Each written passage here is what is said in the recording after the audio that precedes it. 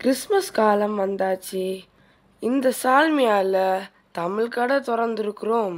நிலவுக்கு போனாலும் மலையாளி மட்டும்தான் சாய் கடை வைப்பாங்களா என்ன? என்ன அண்ணாச்சி, காலையிலேயே அங்க என்ன புலம்பிட்டு இருக்கீங்க?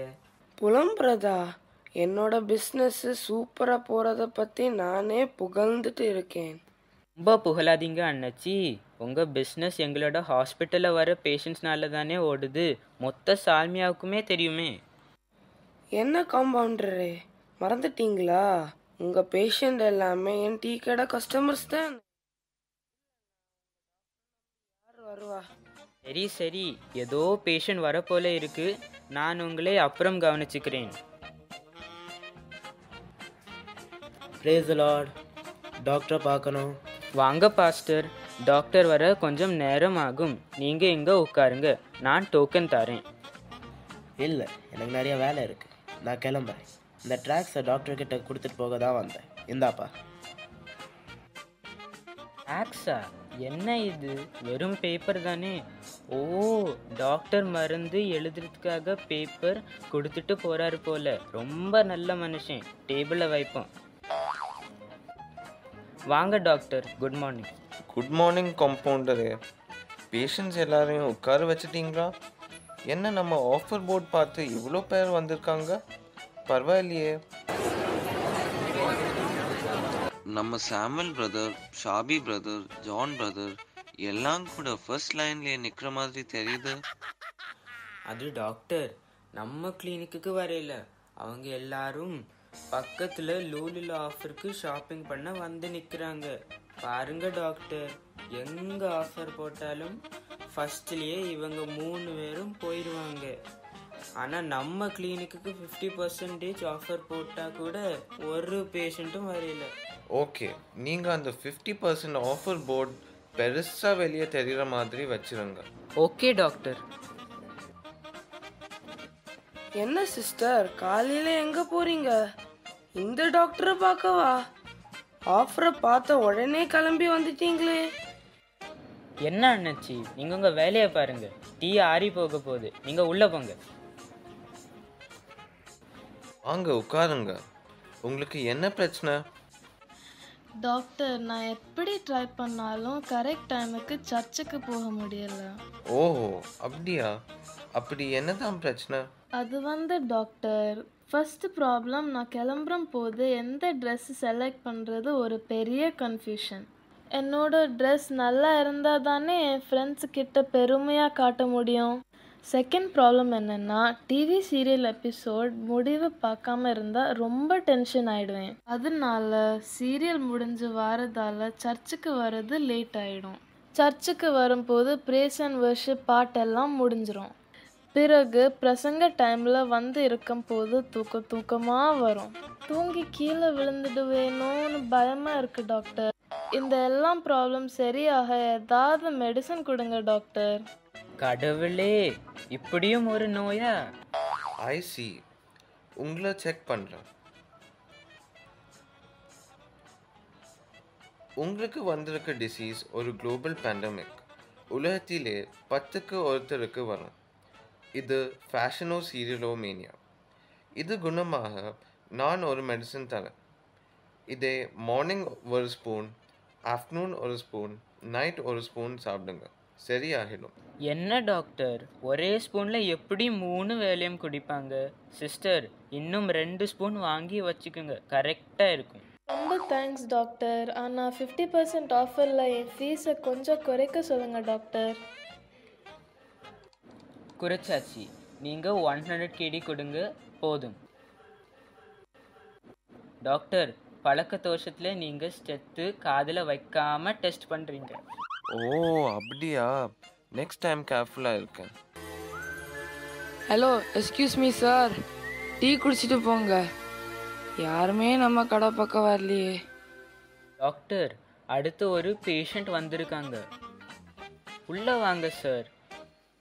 என்ன இவர் குனிஞ்ச தலை நிமிராம நடக்கிறாரு? வாங்க உட்காருங்க.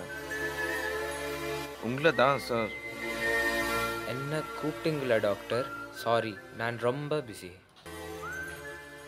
முதல்ல ஃபோனை உங்கள் பாக்கெட்டில் வச்சுட்டு உங்களுக்கு என்ன பிரச்சனை சொல்லுங்க ப்ளீஸ். இந்த மொபைல் தான் பிரச்சனை டாக்டர். சர்ச்சுக்கு வந்த உட்காந்து மொபைலில் உள்ள வைக்கணும்னு நினைப்பேன். ஆனால் பைபிள் சாங்ஸ் எல்லாம் மொபைலில் இருக்குதில்ல, அதான் ரொம்ப ஈஸியாக இருக்கும். அப்போதான் நம்ம சாமுவேல் பிரதர் வாட்ஸ்அப்பில் ஃபார்வர்ட் மெசேஜ் அனுப்பார். அது என்ன ஓப்பன் பண்ணி பார்ப்பேன். அப்போ தான் ஃபேஸ்புக்கில் ஒரு போஸ்ட் லைக் காமெண்ட் பண்ணலேன்னு ஞாபகம் வரும். அப்படி மொபைல் பார்த்து இருக்குது போது சர்ச் முடிஞ்சிடும். எப்படி இந்த பழக்கத்திலிருந்து வெளியே வரணுன்னு தெரியல டாக்டர். ஓ அப்படியா, உங்களை செக் பண்ணுறேன். உங்களுக்கு வந்திருக்க டிசீஸ் நேம் மொபைலோமேனியா. அது கன்ஃபார்ம் பண்ணுறதுக்கு பிளட் டெஸ்ட், எக்ஸ்ரே, ஸ்கேன் எல்லாம் நாளைக்கு எடுக்கணும். அதுக்கு முன்னால் நான் உங்களுக்கு ஒரு மெடிசன் தரேன். இது எப்படி சாப்பிடுறது டாக்டர்? வாயில தான் சார். ஆமாம் சார், நீங்கள் போயிட்டு நாளைக்கு வாங்க. இப்போ 50 kd பே பண்ணுங்க. நாளைக்கு 500 kd ஆகும். ஓகேவா? ஓகே டாக்டர், வரேன். வாங்க சார், டீ காஃபி. இந்த ஹாஸ்பிட்டல் பக்கம் டீ கடை போட்டது ரொம்ப தப்பாக போச்சு. என்ன அண்ணாச்சி, யாருமே இல்லாத கடையில் யாருக்காக டீ ஆற்றிட்டு இருக்கீங்க? உங்கள் கடமை உணர்ச்சிக்கு ஒரு அளவே இல்லையா? அதெல்லாம் வருவாங்க. மம்மி எனக்கு கிண்டர் ஜாய் வாங்கித்தாங்க மம்மி. வாங்க சிஸ்டர். நானே டென்ஷன்ல இருக்கேன், உனக்கு என்ன கிண்டர் ஜாய் கேக்குதா? பேசாம வா. வாங்க சிஸ்டர், இந்தாங்க டோக்கன், உள்ளே போங்க. வாங்க உட்காருங்க. உங்களுக்கு என்ன பிரச்சனை? எனக்கு எந்த பிரச்சனையும் இல்லை டாக்டர். இவன் என் பையன், இவனுக்கு தான் memory problem. CBS memory versus மைண்டில் நிற்கல, ஆனால் ஸ்கூல் சப்ஜெக்ட்ஸில் ஃபர்ஸ்ட் மார்க் வாங்குறான். அதான் டாக்டர் உங்ககிட்ட ஆஃபர் பார்த்தேன், உடனே இவனை கூட்டிட்டு வந்தேன். எப்படியாச்சும் மெமரி வர்ஸ் மைண்டில் மெமரைஸ் பண்ணுறதுக்கு ஒரு வழி சொல்லித்தாங்க doctor please. CBS teachers complaint தாங்க முடியல. என்ன டாக்டர் பண்றீங்க? மெமரி ப்ராப்ளம் ஆனதால டார்ச் அடிச்சு பார்க்குறேன், பார்த்து சொல்கிறேன். நீங்கள் இங்கே இருக்க வேண்டியவரே இல்லை, உங்கள் அறிவுக்கு எங்கேயோ இருக்க வேண்டியவர். இவனுக்கு ஒரு வித்தியாசமான நோய் வந்திருக்கு. அது கண்டுபிடிக்கணும்னா இந்த டேப்லெட்ஸை 3 நேரம் கொடுங்க, அப்புறம் கூட்டிட்டு வாங்க. கண்டிப்பாக கண்டுபிடிச்சிடலாம். ஆமாம், கண்டிப்பாக கண்டுபிடிச்சிருவாரு. ஐயோ எவ்வளோ பெரிய மாத்திரை! வியாதிய கண்டுபிடிக்க மெடிசனா? ஒண்ணுமே புரியலையே, ஒரே கன்ஃபியூஷனா இருக்கு. ஒன்றும் இல்லை, நீங்கள் 50 kd கொடுங்க, 3 days கழிச்சு வாங்க, டாக்டர் என்ன வியாதின்னு கண்டுபிடிச்சி சொல்லிடுவார். மம்மி எனக்கு கிண்டர் ஜாய் வாங்கித்தாங்க மம்மி. என்ன சிஸ்டர், டாக்டரை பார்க்க போற இருந்த சந்தோஷம் அவரை பார்த்து முடிச்ச பிறகு இல்லையே. இந்த கிண்டர் ஜாயை வாங்கி கொடுங்க, எல்லாம் சரியாயிடும். ஒன்னும் வேண்டாம், ஆளை விடுங்க. நீ வா, டியூஷனுக்கு டைம் ஆச்சு. I'm bossy.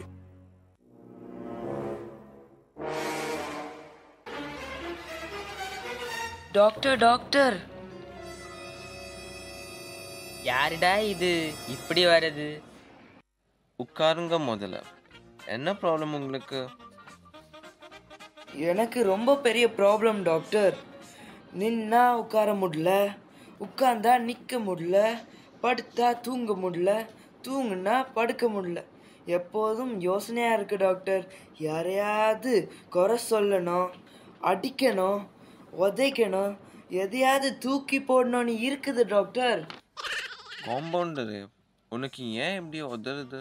டாக்டர், எனக்கு பில்டிங் ஸ்ட்ராங், பேஸ்மெண்ட் வீக், அதான் பயத்தில். ஒரு பிரச்சனையும் இல்லை, எல்லாத்தையும் சரி பண்ணிடலாம். ஒரு இன்ஜெக்ஷன் போட்டால் சரி ஆகிடும்.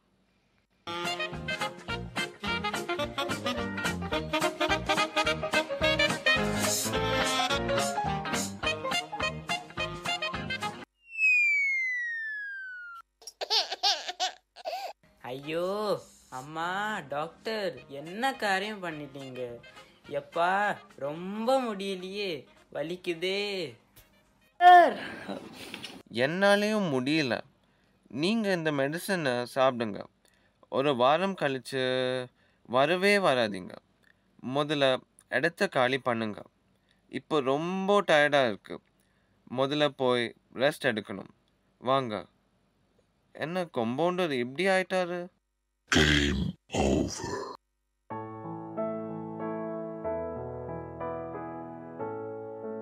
Three days later.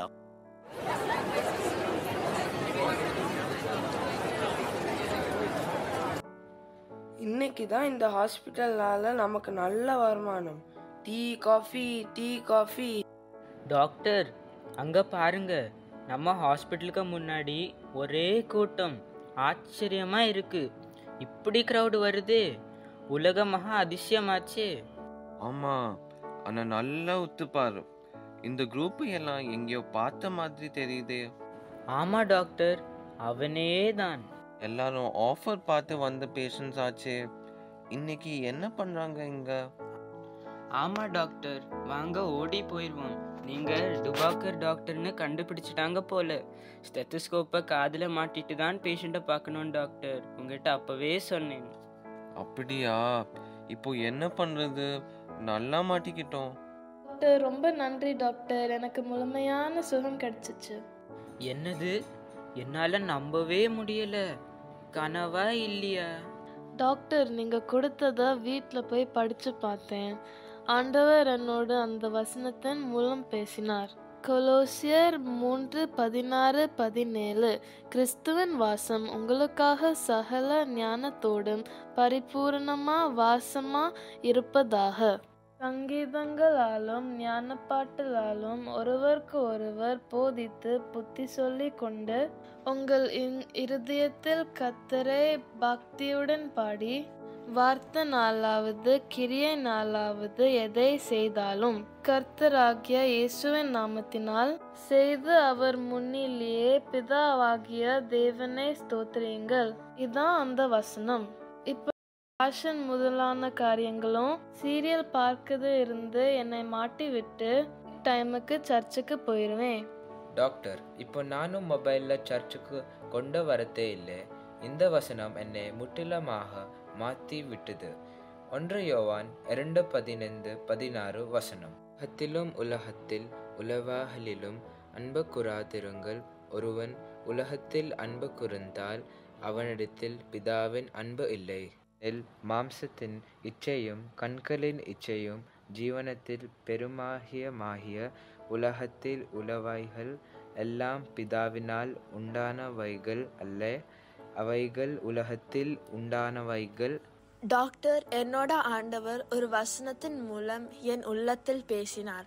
பிரச்சனை என் பையன்கிட்ட இல்லை டாக்டர். நான் தான் என் மகனை உலக பிரகாரமா படிப்பில் முழு கவனம் கொடுத்து விட்டு மெமரி வேர்ஸ் படிக்கிறதுக்கு என்கரேஜ் பண்ணாமல் இருந்தேன். என் தவறை இந்த வசனம் எனக்கு கற்பித்து விட்டது. நீயே இதை படிப்பா? Okay mummy. நீதிமொழிகள் 22:6 பிள்ளையானவன் நடக்க வேண்டிய வழியிலே அவனை நடத்து, அவன் முதிர் வயதிலும் அதை விடாதிருப்பான். இப்போ நான் சிபிஎஸ் மெமரி வர்ஸ் ரொம்ப நல்லா படிக்கிறேன். மம்மி ஹெல்ப் பண்ணுறாங்க டாக்டர். டாக்டர், இப்போ நானும் என் கோபத்தை விட்டு விட்டேன். ஆண்டவர் இயேசு என் சொந்த இரட்சகராய் பற்றி கொண்டு வாழ கற்று கொடுத்தது நீங்கள் தானே டாக்டர்?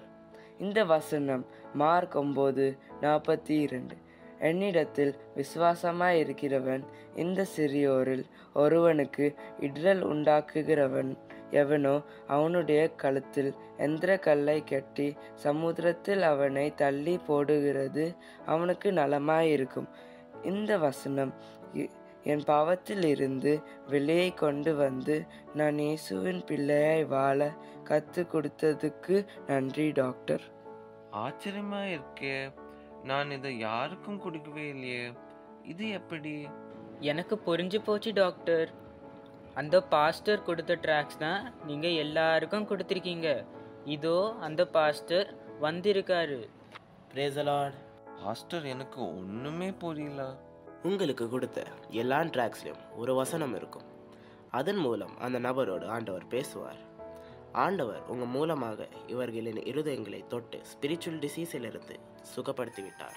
இயேசு நமக்காக இந்த உலகத்தில் வந்தார். ஆனால் அதை நம் வேலையின் மத்தியில் மறந்து விடுகிறோம். அவர் நமக்கு கொடுத்து இருக்கும் வேலை ஆண்டவரின் அன்பை மற்றவர்களுக்கு எடுத்து கூறவும், அதன் மூலம் இருளில் இருக்கும் பலரை கிறிஸ்துவின் அன்பின் மூலம் வெளிச்சத்திற்கு கொண்டு வர பயன்படுத்துவோம். இந்த கிறிஸ்மஸை பயனுள்ள கிறிஸ்மஸாக மாற்ற உங்களை ஒப்பு கொடுப்பீங்களா? இந்த உலகத்தில் பணத்துக்காகவும் புகழுக்காகவும் பேராசை கொண்டு மற்றவர்களை ஏமாற்றி வாழ்ந்து வந்தோம். நானும் இயேசுதான் உண்மையான தெய்வம் என்று அறிந்து கொண்டேன். அவரே என் சொந்த இரட்சகராக ஏற்றுக்கொண்டேன். இந்த கிறிஸ்மஸில் இயேசு நமக்கு தந்த இந்த பொறுப்பு அவர் சுவிசேஷத்தை அறிவிக்கவும், இருளில் இருக்கும் மக்களை வெளிச்சத்திற்கு கொண்டு வர உபயோகிப்போம். அப்பொழுது